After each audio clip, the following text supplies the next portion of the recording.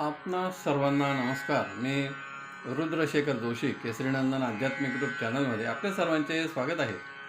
आज आपण या व्हिडिओ जाणून घेऊया श्री शिवलीलामृत ग्रंथाचा अध्याय 3 कथा स्वरूपात. यातील कथा याप्रमाणे आहे. नैमिषारण्यात सुतांनी शौनकादी ऋषींना कथा सांगण्यास सुरुवात केली. फार पूर्वी इक्ष्वाकु वंशात मित्र सह नावाचा राजा होऊन गेला. तो धार्मिक वेदशास्त्र संपन्न होता. रोज शिकार करण्यासाठी वनात जात असे. त्याने अनेक प्राण्यांची शिकार केली, पण त्याच वेळी त्याच्याकडून एक राक्षस देखील मारला गेला. त्याच्या बंधूने दुरून पाहिले की आपल्या बंधूस कुणी मारले. त्याने त्या राजाचा सूड घेण्याचा विचार केला. इकडे राजा परत आला व आपली नित्यकर्मे करू लागला. त्या राक्षसाच्या बंधूने एका स्वयंपाकीचा वेश धारण केला व मित्रसह राजाच्या राजमहालात आला. त्याने सांगितले, मी उत्तम स्वयंपाकी आहे, सर्व प्रकारचे भोजन तयार करतो, आपण मला सेवेची संधी द्यावी. राजाने त्यास स्वयंपाकी म्हणून कार्य करण्यास ठेवून घेतले. असेच काही दिवस गेलेत. मित्रसह राजाच्या पितरांची तिथी होती. त्या दिवशी श्राद्ध भोजनासाठी त्याने वसिष्ठ ऋषींना बोलवले. त्यांनी होकार दिला व ते भोजनास आलेत. स्वयंपाकीने मनात विचार केला, आपल्या बंधूच्या मृत्यूचा सूड घेण्याची हीच वेळ आहे. त्याने उत्तम भोजन तयार केले, पण त्यात नरमांस देखील मिसळले. वसिष्ठ ऋषी भोजनास बसलेत, पण त्यांनी भोजनापूर्वीच जाणले की यात मांस मिसळले आहे. त्यांनी राजास शाप दिला, मी एक श्रेष्ठ ब्राह्मण असून तुम्हाला भोजनातून नरमांस वाढले आहे. मी त्रिकाल ज्ञानी असून भोजनापूर्वीच हे जाणले आहे. मी तुला शाप देतो, तू राक्षस योनीत जन्म घेऊन वनात राहशील. राजाने विनंती केली की मी हे केलेले नाही. ऋषीवर, मला यातले खरंच काही माहीत नाही. मी स्वयंपाकीच बोलवतो व खरे खोटे काय आहे ते करून घेऊया. म्हणून त्यांनी स्वयंपाकीस शोधण्यास राजा ज्या वेळेला गेला त्यावेळेला तो राक्षस त्वरित तेथून पळून गेला. राजाने सांगितले, यात माझी काहीच चूक नाही. तुम्ही व्यर्थ मला शाप दिला, मी देखील तुम्हाला शाप देतो. असे म्हणत राजाच्या पत्नीने त्यास अडवले. तिचे नाव मदयंती असे होते. तिने सांगितले, हे प्राणनाथ, एका शिष्याने गुरूंना शाप देणे योग्य नाही, असे करू नका. तेव्हा त्याने सांगितले, पण शाप देण्यासाठी मी तर जल हातात घेतले आहे. त्याने ते आपल्याच गुडघ्यांवर टाकले. तेथे टाकताच तो सावळ्या वर्णाचा झाला व कुष्ठरोगी झाला. म्हणून त्याचे नाव कल्माशपाद असे झाले. हे सर्व पाहून वसिष्ठ ऋषींना दया आली. त्यांनी त्यास उशाप दिला. पुढील 12 वर्षांनी तो शाप मुक्त होऊन पुन्हा आपल्या स्वगृही परत येशील, असे सांगून ऋषी निघून गेले. कल्माशपाद राक्षसाचे जीवन जगू लागला. एक दिवस त्याने ब्राह्मण कुमार आपल्या पत्नीसह वनात क्रीडा करीत होता. तो भक्षण करण्यासाठी राक्षस पुढे आला. ब्राह्मणाच्या पत्नीने सांगितले, आमचा नुकताच विवाह झाला आहे, असे करू नका. पण राक्षसाने ऐकले नाही. त्यास भक्षण केले व त्याचे हाडे तिच्या समोर टाकले. तिने त्या राक्षसाचा शाप दिला, अरे राक्षसा, मी तुला जाणते, तू मित्रसह राजा आहेस. वसिष्ठ ऋषींनी तुला शाप दिलाय. 12 वर्षांनी तू त्यातून मुक्त होशील. पण आता मी तुला पुढे शाप देते. तू जेव्हा पत्नीजवळ जाशील तेव्हा तुला श्रीसंग घडताच मृत्यू प्राप्त होईल. राजाचे 12 वर्षे पूर्ण झालीत. तो पूर्वरूप धारण करून आपल्या नगरात परत आला. पण मदयंतीने जाणले, आपल्या पतीस एका ब्राह्मण पत्नीने शाप दिला आहे. तिने मित्रसह राजास म्हणजे आपल्या पतीस सांगितले, येथून पुढे तुम्ही ब्रह्मचारी जीवन जगावे. राजा तसे जीवन जगू लागला. पण वंश पुढे वाढेल कसा असा विचार करीत होता. वसिष्ठ ऋषींना याबाबत सांगितले. त्यांनी मदयंतीस पाहताच वीर्यपात झाला. त्यातून एक दिव्य पुत्र निर्माण झाला व त्याचा वंश पुढे चालू राहिला. पण राजास ब्रह्महत्येचे पातक लागले. त्यामुळे तो पुन्हा वनात निघून गेला. अनेक चांगली कार्य केलीत, पण ब्रह्महत्येचे महापातक त्याच्या पाठीशी होते. एक दिवस तो मिथुला नावाच्या नगरीत आला. तेथे विश्रांती करीत होता. तोच त्याने समोरून गौतम ऋषी येताना पाहिले. त्यास आनंद झाला. ऋषींना नमस्कार केला. ते देखील त्रिकाल ज्ञानी होते. त्यांनी त्यास ओळखले व विचारले, कल्माशपाद, मी तुला ओळखले आहे.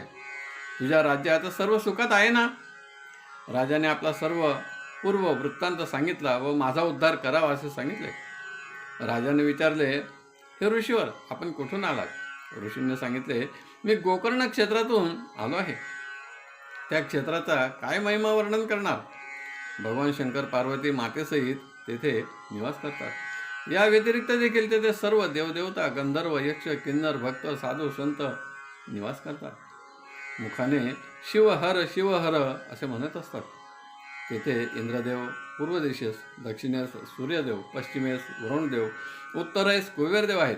अष्टवसू, दशदिक्पाल, एकादश रुद्र, 12 सूर्य, अष्टसिद्धी, नवनिधी सर्व तेथे निवास करतात. मी देखील तेथेच राहत होतो. आता भ्रमण करीत येथे आलो आहे. कल्माशपादने गौतम ऋषींना सांगितले, मला गोकर्ण क्षेत्राचा महिमा सांगावा.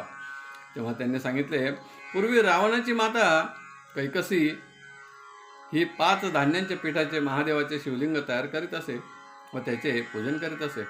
पण एक दिवस इंद्रदेवाने ते उचलून समुद्रात फेकले. तेव्हा रावण आपल्या मातेस म्हणाला, माते काळजी करू नकोस, मी भगवान शंकरांचे आत्मलिंग आणतो. रावण लंकेतून निघाला, कैलास पर्वतावर येऊन तपश्चर्या केली. भगवान शंकर प्रसन्न झाले व त्यास विचारले, काय वरदान हवे. त्याने सांगितले, मला तुमचे आत्मलिंग हवे आहे व त्रिभुवनात सुंदर असलेली स्त्री द्यावी. भगवान शंकरांनी आपल्या हृदयातून तेजोमय आत्मलिंग काढले व त्यास दिले व त्रिभुवन सुंदरी दुसरी कुणीच नाही म्हणून पार्वतीची प्रतिमा घेऊन जा असे सांगितले. रावणाने तिला पाहिलेच नाही. तिला खांद्यावर बसवले व हातात आत्मलिंग घेतले व पुढे जाऊ लागला. लगेच भगवान विष्णूंनी ब्राह्मणाचे रूप घेतले व रावणास विचारले, ही तुझ्या खांद्यावर कोण स्त्री आहे. रावणाने सांगितले, मी त्रिभुवन सुंदरीची प्रतिमा स्वरूप सुंदर स्त्री घेऊन जात आहे. विप्ररूप भगवान विष्णूंनी सांगितले, तू पहा तर खरी. त्याने तिला खाली उतरण्यास सांगितले. पाहिले तर तिचे भयानक रूप होते. त्याने तिला तेथेच राहू दिले व तो पुन्हा भगवान शंकरांकडे गेला. भगवान विष्णूंनी भद्रकाली देवीच्या स्वरूपात तिची तेथे स्थापना केली. भगवान शंकरांना सर्व वृत्तांत सांगितला. त्यांनी मळापासून एक स्त्री तयार केली व ती मयासुराच्या पत्नीच्या गर्भात स्थापन केली व ती पुढे कन्या म्हणून जन्म घेईल व तिचा विवाह तुझ्याशी होईल, तेव्हा तिचे नाव मंदोदरी असेल असे सांगितले.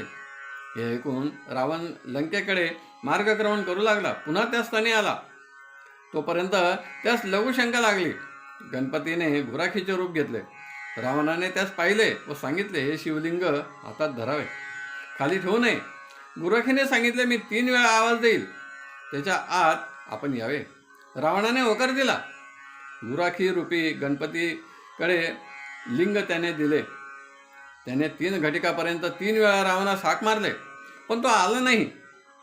गणपतीने ते पृथ्वीवर ठेवले. रावण आला तर ते निघतच नव्हते. गायी अदृश्य झाल्यात.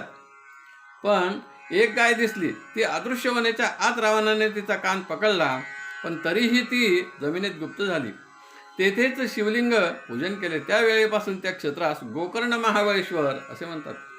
गौतम ऋषींनी सांगितले, अशा महान गोकर्ण महाबळेश्वर तीर्थाहून मी मिथिला नगरीकडे जनक राजाकडे असलेल्या यज्ञ कार्यात उपस्थित राहण्यासाठी जात आहे. मार्गक्रमणात आम्ही एकदा थकलो व एका वडाच्या झाडाखाली बसलो होतो. तेव्हा एक अमंगळ स्त्री पाहिली. तिची दुर्गंधी येत होती. तिचा मरणकाळ जवळ आला. तेव्हा आम्ही वरती पाहिले तर तिला घेण्यासाठी आकाशातून विमान आले. तेव्हा कल्माशपादने गौतम ऋषींना विचारले, ती स्त्री तर अमंगळ होती, तरी देखील तिला विमान घेण्यास कसे काय आले. तेव्हा गौतम ऋषींनी सांगितले, आम्ही त्या विमानातील शिवदूतांना विचारले. त्यांनी सांगितले, ही पूर्वी कैकेयी नावाच्या ब्राह्मणाची पत्नी होती. तिचे नाव सुमित्रा होते. तिला सौंदर्याचा गर्व झाला होता, त्यामुळे ती सारे देवधर्म विसरली, वाईट कर्म करू लागली. त्यातच ती गर्भवती राहिली. तेव्हा तिच्या पित्याने तिला बाहेर आकलून दिले. तेव्हा एका श्रीमंत व्यक्तीने तिला पाहिले व घेऊन गेला. तिचे पालन पोषण केले. तिला मुले झालीत, पण ती देखील वाईट कर्मे करू लागली. तिला नरकवास भोगावा लागला. तेव्हा यमराजाने चित्रगुप्तास विचारले, हिचे काही पुण्य आहे का. तेव्हा त्याने सांगितले, हिने शिवनामाचा उच्चार करीत गोवत्साचा वध केला आहे असे सांगून तिला चांडाल योनीत टाकले. ती गोकर्ण क्षेत्री असल्याने तिच्या कानी हजारो भक्तांनी म्हटलेले शिवनाम ऐकू येत होते. एकदा ती भद्रकालीच्या मंदिराजवळ अन्न मागत होती. तेव्हा एकाने तिला बिल्वदळ दिले. तिने ती खायची वस्तू नाही असे समजून भिरकवून दिले. ते बिल्वदळ शिवलिंगावर पडले. शिवरात्रीस उपोषण झाले, त्यामुळे तिचा उद्धार झाला. तेव्हा गौतम ऋषींनी सांगितले, हे मित्रसह राजा, तू आता कल्माशपाद नावाने राक्षस योनीत जीवन जगत आहे. पण तू जर गोकर्ण क्षेत्री गेलास, भगवान शंकरांचे पूजन केलेस, तर तुझा देखील उद्धार होईल. राजा गोकर्ण क्षेत्री आला, भगवान शंकरांची भक्ती केली, पूजन केले. भगवान शंकर प्रसन्न झाले व त्यास देखील विमान घेण्यास आले. त्यात बसून दिव्य देह धारण करून तो शिवलोकी निघून गेला. अशी ही कथा श्री शिवलीलामृत ग्रंथ अध्याय 3 मध्ये वर्णित आहे. आपणास आवडले असेल तर जरूर लाईक करा, शेअर करा आणि व्हिडिओच्या खाली असलेल्या सबस्क्राईब शब्दावर जरूर क्लिक करा. धन्यवाद. नमस्कार. जय केसरी नंदन.